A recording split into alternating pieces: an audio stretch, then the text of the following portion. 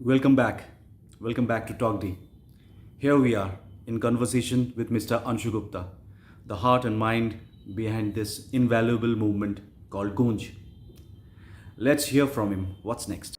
You have a strong governing body run by well-known corporate executives, including your wife, Mrs. Meenakshi Gupta, co-founder of Gunj.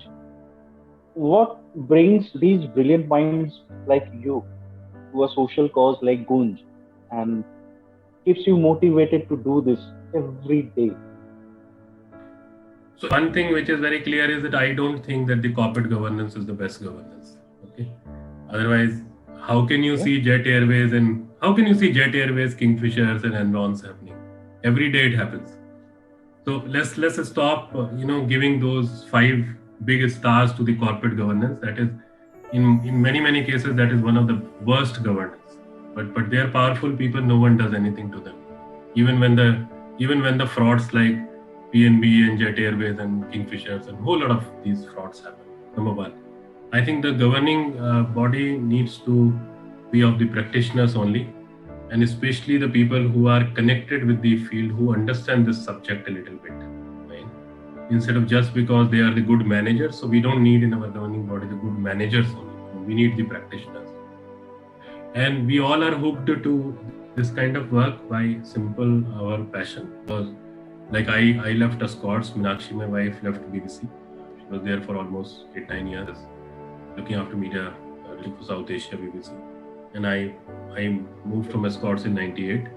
But I think we didn't do any sacrifice at all. Not at all. I mean, all that people keep writing about us in their articles and books because that's their lens. That's not our lens. We are enjoying and we are very happy. We are very privileged that at least we had a dream, and we, as I always say, that we are further lucky or happy that we have been working on our dream, and I'm also saying that maybe one more step luckier than that, because our dream is in the right direction. Whether we'll be able to fulfill it or not, we don't know, because every day the dream goes big. So this is just a passion. This is just a kida, as I always say here, and and maybe the initial rejection also makes you much better human being, because then you also say, okay, चल भाई तू कह रहा है कि कपड़ा बहुत बेकार चीज है, कपड़े पे काम नहीं करना. No, it's not a relevant subject. So now our mission is to make it relevant also. So many times the rejection also is a very big asset in our life. So you should be. I think the rejection should be a constant process in your life. People should keep rejecting you, and you keep learning from that. You seem to have championed the cause of reusing old materials, clothes, books, stationery, so much so even taking up the menstrual cloth provision under your not just a piece of cloth initiative. How do you and your team manage the logistics of these massive tasks every day? Because you've already mentioned that 800-kilometer thing. How do you No, manage these kind of logistics? it is all evolved. Fine. Uh, none of us is a learned person from the logistics or any other thing. Fine. The kind of processing we do, the kind of sorting we do, the way we developed our own processes, systems. I mean, now we have actually adopted technology, that too from this year. Otherwise, for last 20 years, our technology was Excel sheet and Google Doc and all that. Not that we were not there, but with very basic, because we also understood that a large part of the area where we go and where we work, we can create softwares, we can send it to them, but the internet is not there. And if the internet is there, the bandwidth is not there. Right?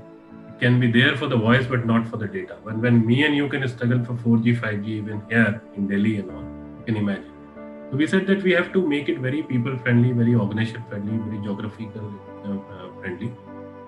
Also, we have to see that how much can we do localized, and how do we make sure that the trucks are used for the optimum capacity. So some of the principles of Gunj which we developed is that we said we'll not work on targets. but we'll work on the potential.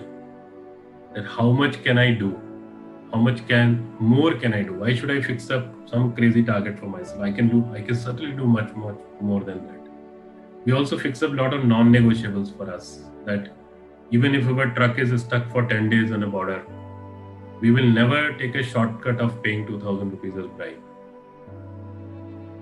And that value system really worked a lot in our case. We also created a chain of logistics in this process, that how this will be sorted, what kind of gunny bag it will look like, how you will transport from a bigger city or the bigger town, and then how from there it will be transported by bike, by cycle, by boat, depending on the geographies, because our geographies are quite far off. I mean, one of the motto of Goonj also has been that go to the last part and then try to come back. Instead of you start from Bombay, Delhi, and then start spreading. We didn't do that. So you will find us in Sundarbans, in Bangladesh border. You will find us in Nepal border. You will find us in Uttarakhand. Literally one thing which you must have seen on the milestones, a village called Mana. So almost till that point. But we have used multiple stakeholders. We have used the strength of local community leaders, local communities, local institutions. So like, as I said, that in Kashmir, we work with the units of Indian Army, in Uttarakhand with the Border Road Organization, many places with the smaller institutions. So that's how the entire logistics work. Press the bell icon to subscribe to our channel for more episodes of Talk D.